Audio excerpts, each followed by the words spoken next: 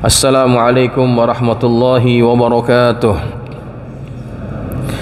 Alhamdulillahi rabbil alamin wa bihi nasta'in ala umuri dunya waddin, wassalatu wassalamu ala asyrafil mursalin sayyidina Muhammadin wa ala alihi wa ashabihi ajma'in. Subhanaka la ilma lana illa ma 'allamtana innaka antal alimul hakim. Rabbi shrah li sadri wa yassir li amri wahlul 'uqdatam min lisani yafqahu qawli. Amma ba'du, fa inna asdaqal hadits kitabullahi ta'ala wa khairal hadi hadi Muhammadin sallallahu alaihi wasallam wa syarrul umuri muhdatsatuha wa kullu muhdatsatin bid'ah wa kullu bid'atin dhalalah wa kullu dhalalatin finnar.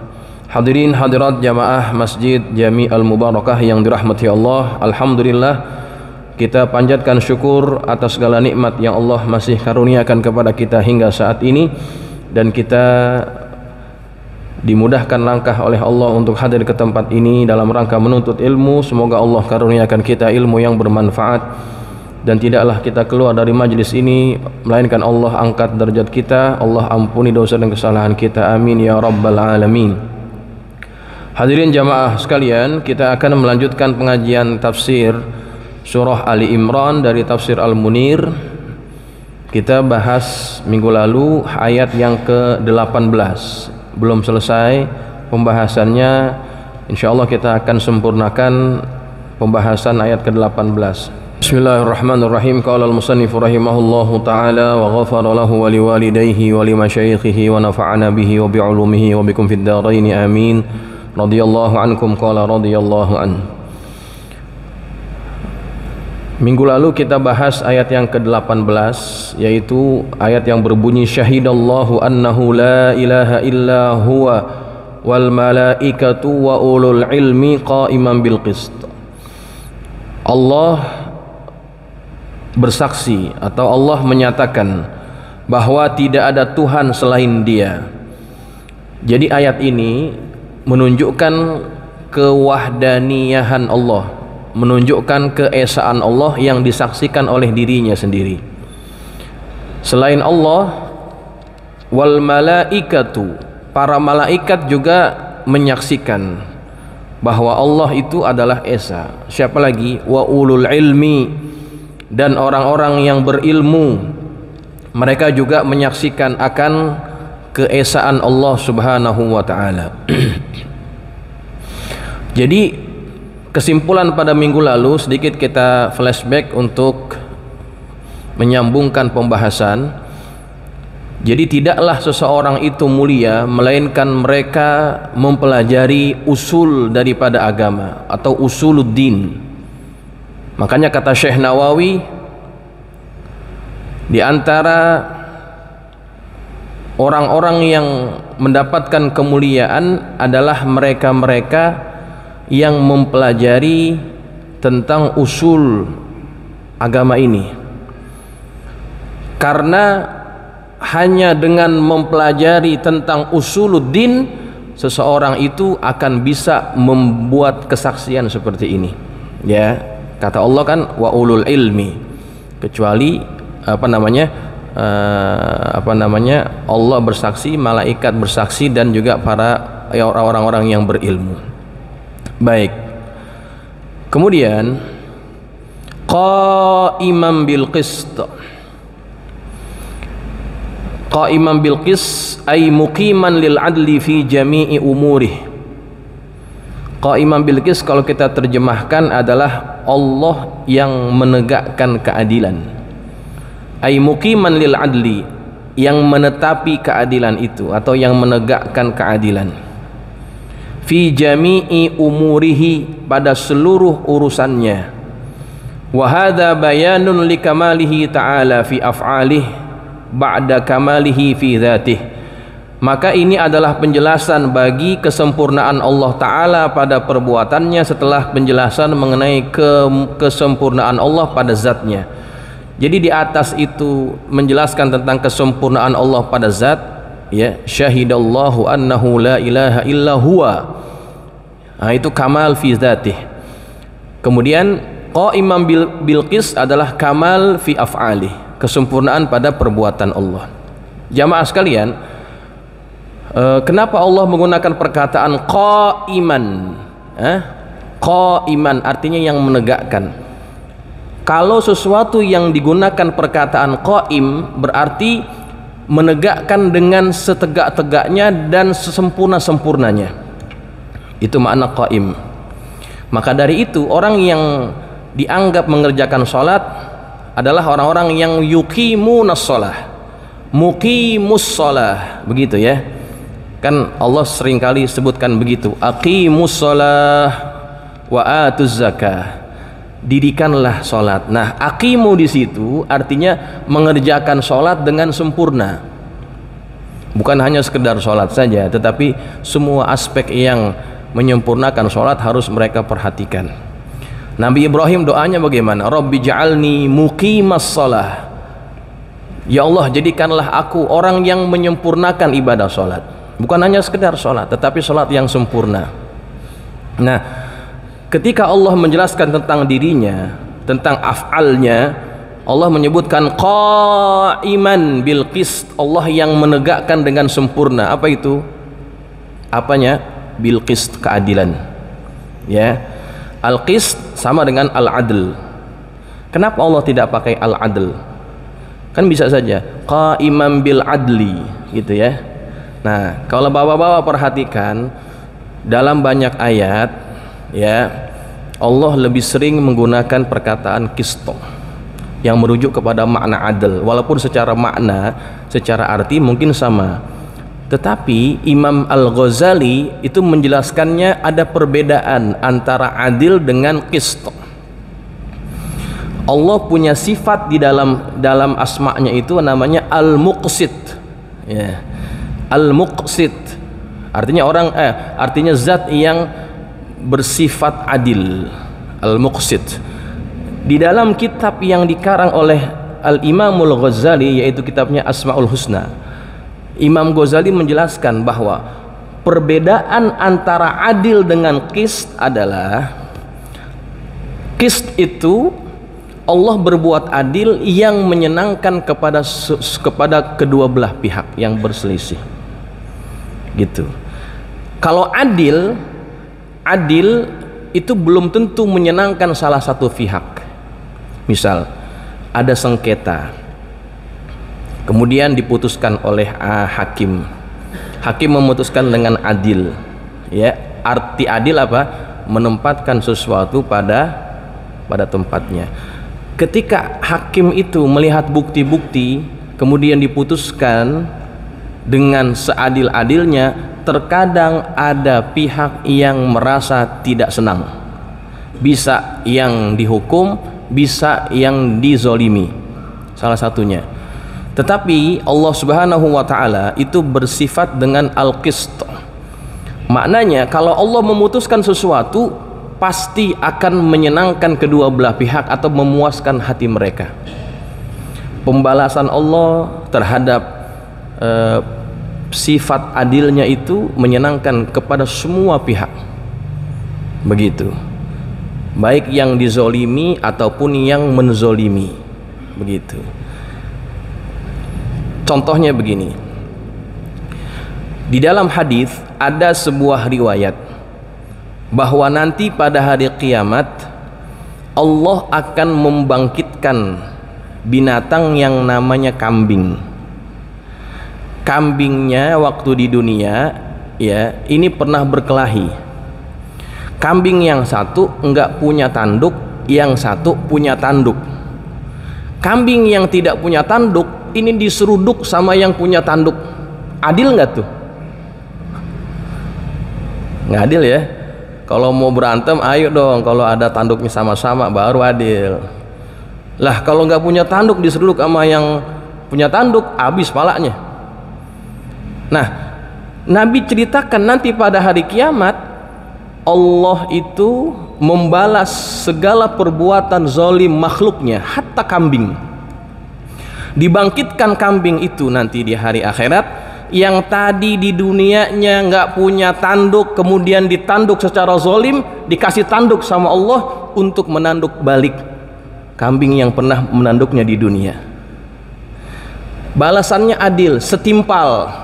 Jadi si kambing ini yang ditanduk oleh kambing yang pernah ditanduk, dia merasa, oh emang begitu dulu saya melakukan begitu kepada dia, saya dapat balasannya. Nah, itu merupakan salah satu bentuk qistnya Allah, sifat Allah yang muqsit itu. Jadi kalau membalas ya nggak berlebihan. Nah, itu namanya muqsit. Ya, kan ada orang kalau mau balas, balasannya lebih parah daripada apa yang dia lakukan kepada orang tersebut. Ya, nah itu namanya nggak adil namanya. Ya, nah itulah rahasia daripada penggunaan sifat al-muqsit. Ya, begitu jamaah. Dalam banyak ayat Allah sebutkan itu, semuanya menggunakan itu. Ya ayyuhalladzina amanu kunu qawwamina lillahi syuhada'a bil qist. Nah, gitu. Ketika Allah sebutkan ayat tentang suruhan untuk menulis hutang, zalika aqsatu indallah, begitu. Itu adalah lebih adil di sisi Allah.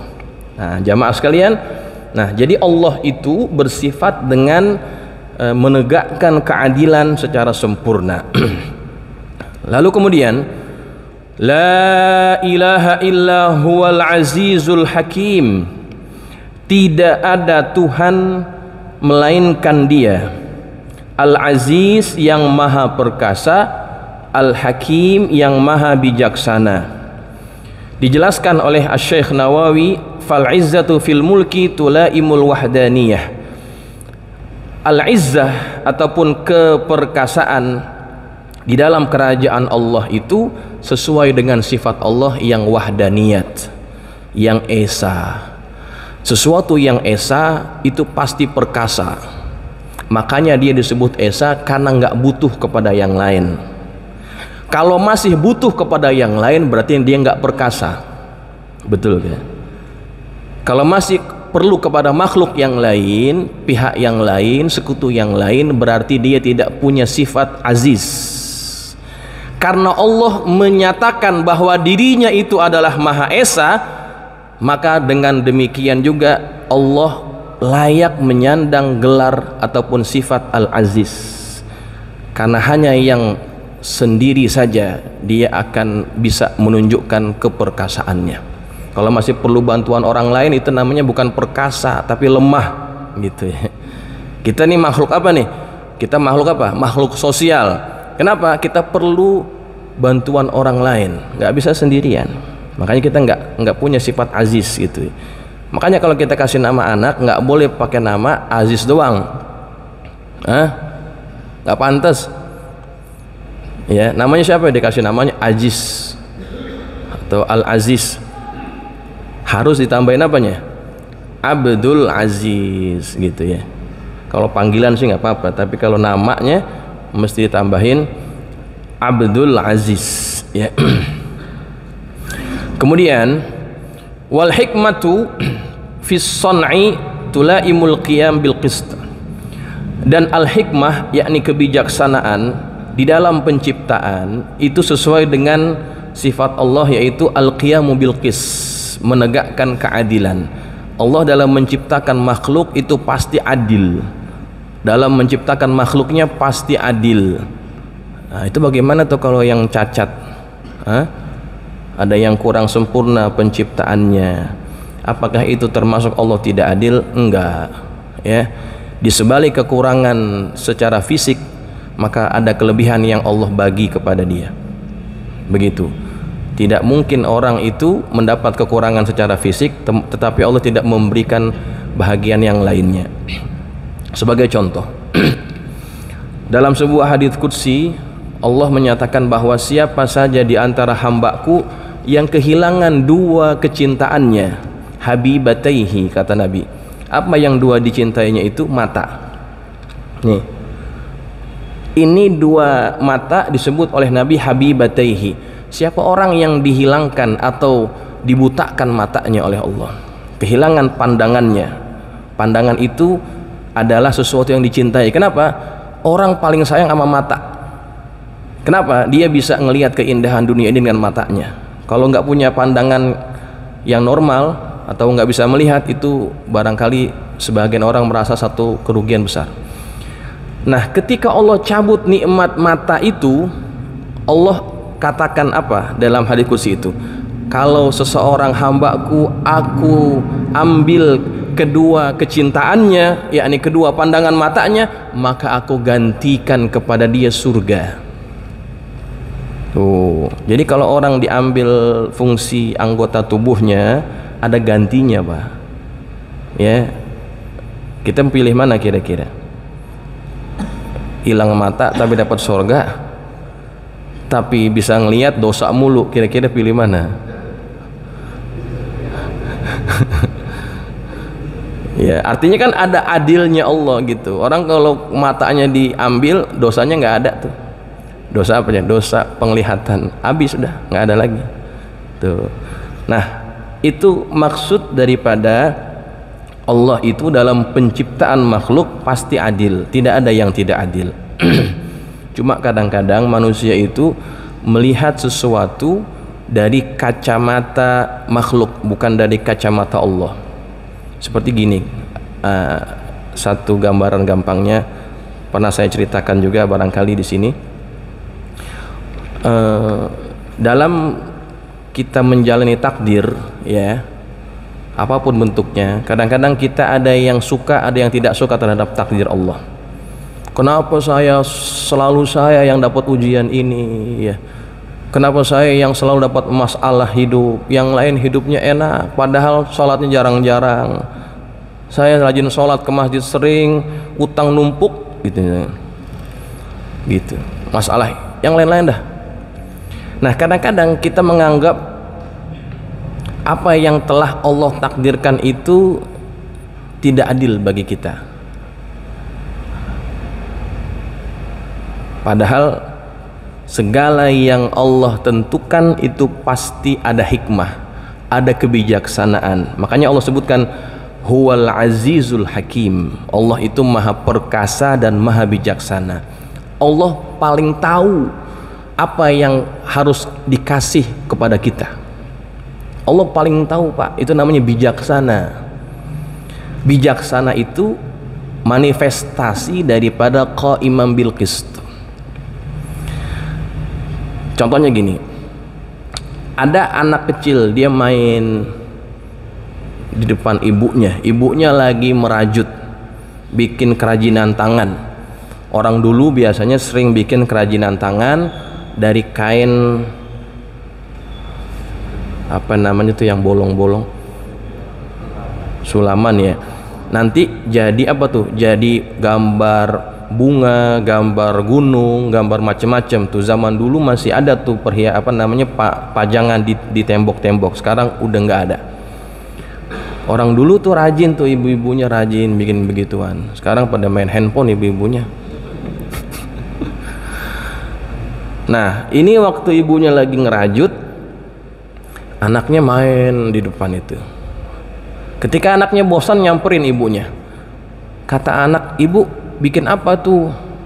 Kok jelek banget?" katanya si anak.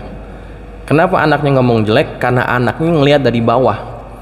Kalau kita paham dulu kan, rajutan itu kalau lihat dari bawah apaan yang kelihatan? Benang doang, nggak ada bentuknya, kan gitu. Kusut. "Ibu bikin apa tuh? Kok jelek banget?" Kata ibunya, "Kamu main saja, nanti kalau sudah siap, kalau sudah jadi ibu panggil.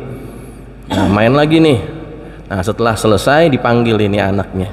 "Nak, sini. Kerjaan ibu sudah selesai. Sini lihat. Mari naik." Jadi yang tadinya lihat dari bawah disuruh naik ke atas. Karena ibunya duduk di atas bangku. Naik ke atas, lihat nih. Ketika lihat dari atas, apa kata sang anak? Cantiknya ibu," katanya gitu. Cantiknya. Omongannya berubah, Pak. Omongannya berubah. Tadi waktu di bawah ngelihatnya jelek. Ketika lihat dari atas, dia bilang cakep. Kenapa bisa beda? Karena arah pandangannya berbeda. Seringkali manusia ini melihat takdir, melihat ketentuan Allah, apapun itu, dari kacamata hamba, seolah-olah Allah itu tidak adil, Allah itu nggak sayang, Allah itu tega gitu ya. Nggak begitu. Allah itu punya sifat Al-Hakim. Allah itu punya sifat bijaksana, Allah tahu apa yang terbaik buat kita.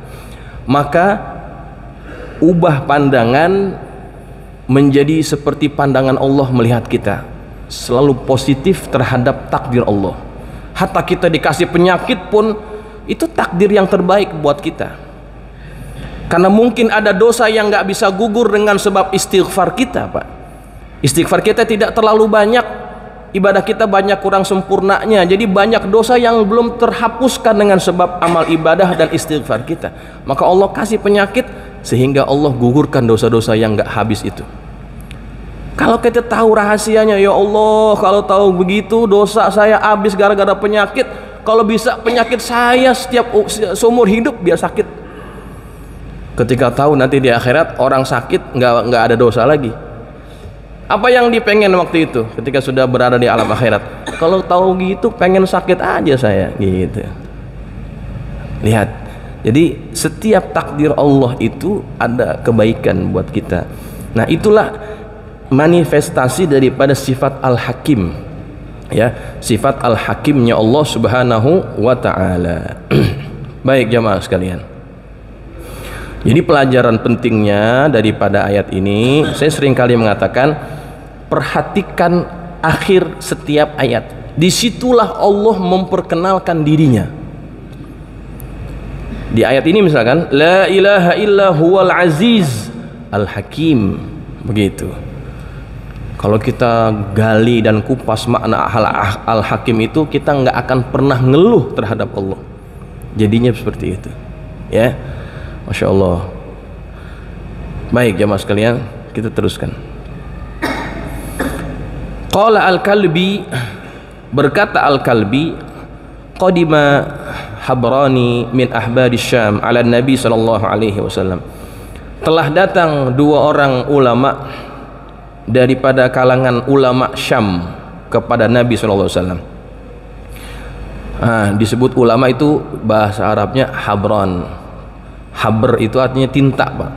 Kenapa disebut habr itu sebagai ulama? Karena ibaratnya ulama itu seperti tinta umat, gitu ya.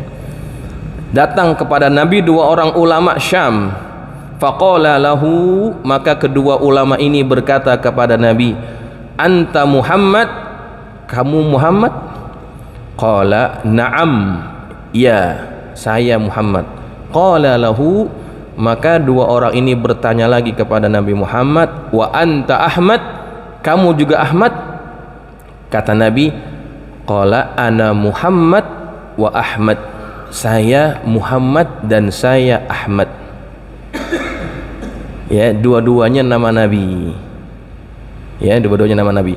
Nama Nabi sebelum Nabi dilahirkan di dalam kitab-kitab Injil dan Taurat itu namanya Ahmad.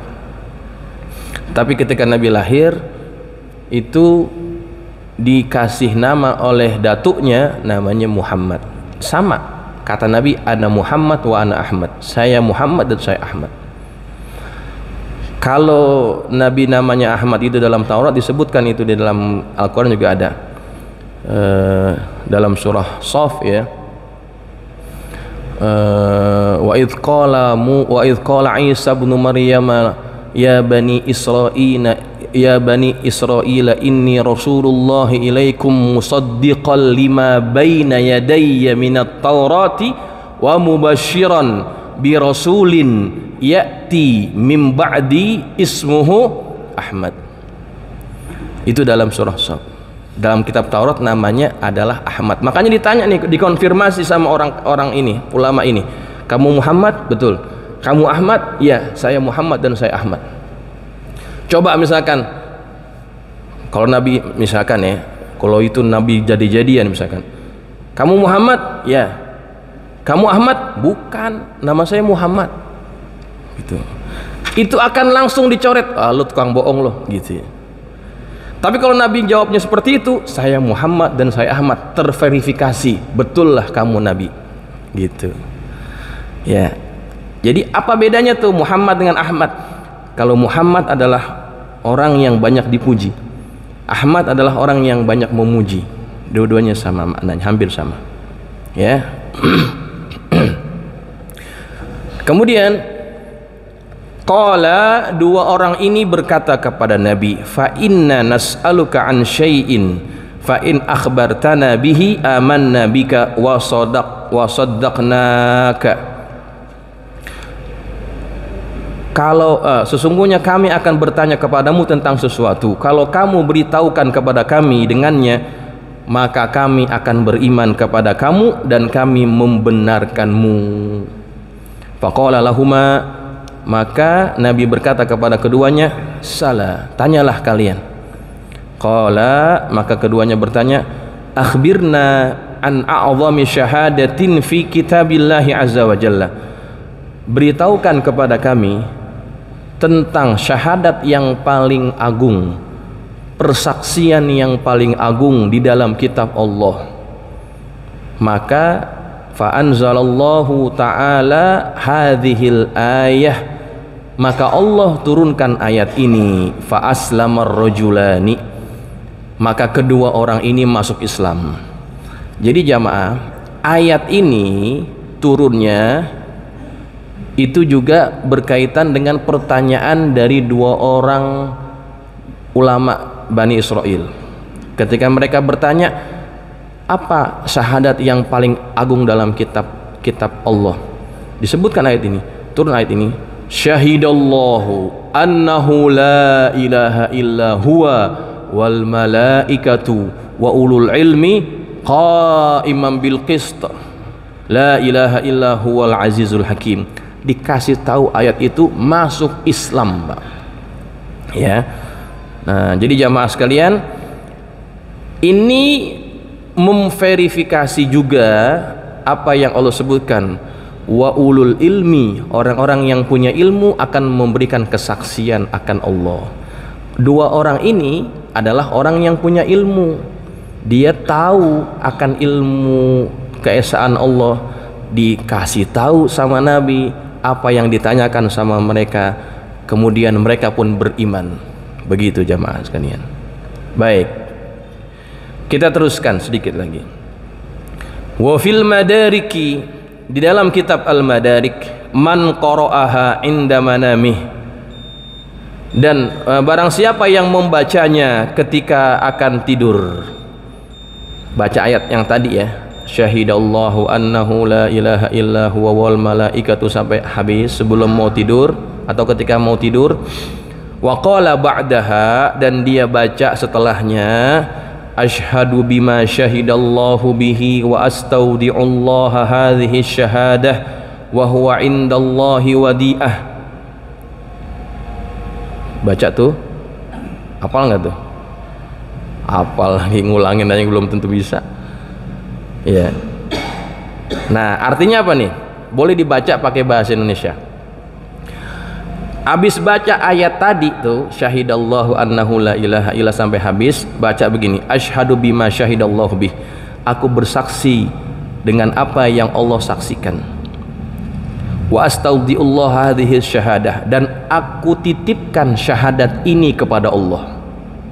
Wa hiya indahu wadi'ah, dan syahadat ini adalah barang titipan yang aku titipkan kepada Allah. Jadi kalimat sederhananya adalah, aku bersaksi seperti persaksian Allah, dan aku titipkan persaksian ini kepada Allah sebagai barang titipan. Gitu aja pakai bahasa Indonesia. Habis baca tadi itu, baca tadi syahidallahu annahu la ilaha illah, gitu ya.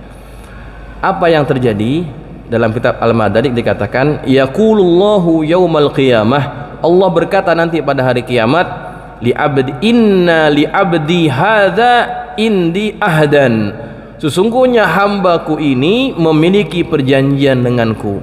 Wa ana ahaqqu man waffa bil ahdi, akulah zat yang paling berhak untuk memenuhi janji.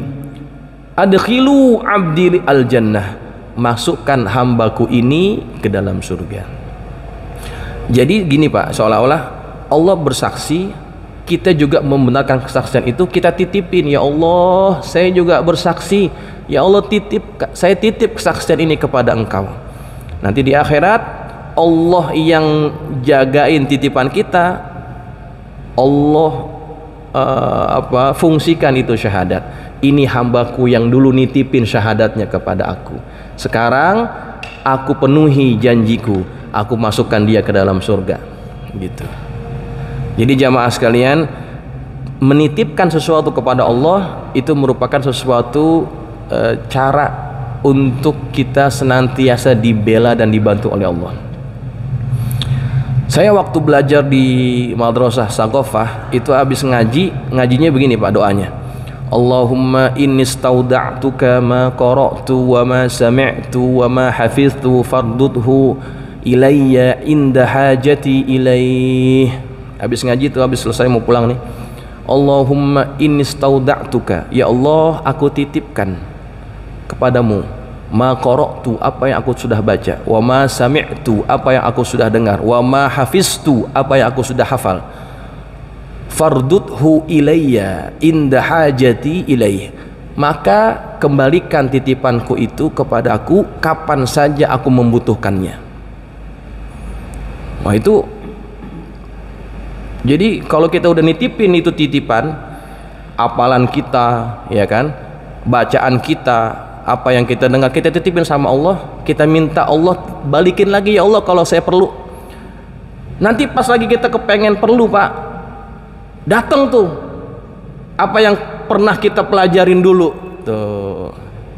Nah itu maksudnya menitipkan sesuatu kepada Allah. Kita nggak bisa ngandelin hafalan kitanya banyak dosa, gampang rupanya. Maka di antara adab kita setelah belajar, ya Allah aku titipkan apa yang aku pernah pelajari, apa yang aku sudah pelajari kepada Engkau, dan kembalikan kepadaku kapan aku membutuhkannya. Begitu. Nanti Allah kasih tuh kapan waktu kita perlu, Allah kasih kita. Nah jamaah sekalian, ini berkaitan dengan ayat yang ke-18 ya.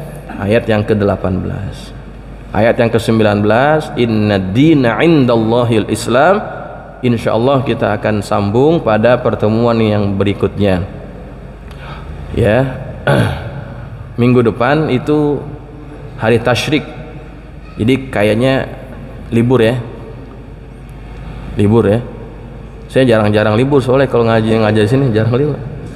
Tapi hari tasyrik kayaknya yang cemplang juga kalau kita ngaji ini.